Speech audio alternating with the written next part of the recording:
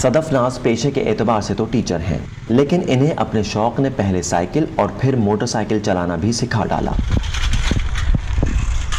بچپن سے سائیکل چلانے کا شوق اور پھر گھر والوں کے مکمل تعاون نے ان چوٹوں پر بھی مرہم رکھ دیا جو صدف نے سیکھتے ہوئے کھائیں۔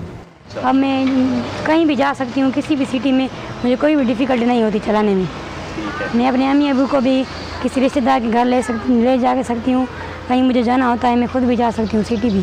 لیکن صدف نے اسے صرف اپنا ہی شوق بنا کر نہیں رکھا، بلکہ میرپور ماتھیلو کے اس اسکول میں دور دراز سے آنے والی لڑکیوں کو بھی سائیکل سکھانے میں مدد کی تاکہ وہ کسی کی مدد لیے بغیر اسکول پڑھنے آ سکیں۔ میں گری تو ضرور تھی پر میں نے اپنی ہمت نہیں ہاری اور میں اسکول بھی اپنا بیگ اٹھا کر اسکول چلی آئی۔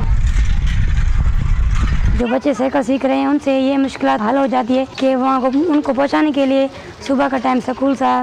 دیر ہو جاتی ہے، ان کے بڑے کچھ کام کرتے ہیں کہ کوئی کھیت کا کام کرتا ہے، کوئی اپنی ڈیوٹی پہ جاتا ہے، اس لیے وہ جب میری طرح بائک سیکھ لیں گی وہ بھی خود آ جائیں گی، ان کو آنے جانے میں کوئی ڈیفیکلٹی نہیں ہوگی۔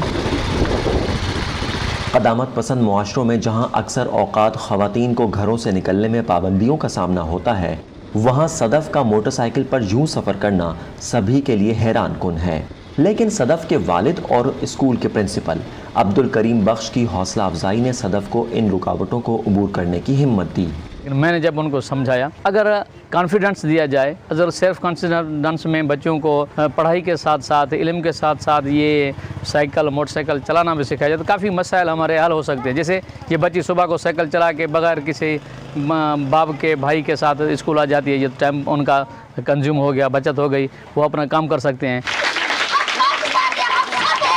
وقت کے ساتھ معاشرے تبدیل ہو رہے ہیں، اب کئی لڑکیاں بآسانی لمبا سفر طے کر کے سائیکل پر اسکول آ اور جا سکتی ہیں۔ میں پھر بابا کے ساتھ پہلے آتی تھی اور بائک پہ آتی تھی، ابھی میں اس اسکول میں جس وقت آئی تھی تو ٹیچروں نے مجھے سائیکل سکھائی اور سائیکل پر آسان ہو گیا، میں سائیکل پر آتی جاتی ہوں، میری مشکل بھی دور ہو جائے۔ میں 5 کلومیٹر سے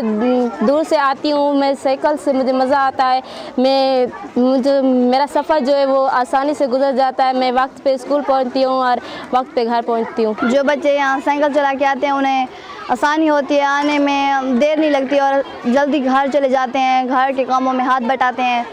اور یہاں دل لگا کے پڑھتے بھی ہیں اور چلے جاتے ہیں سائیکل پہ۔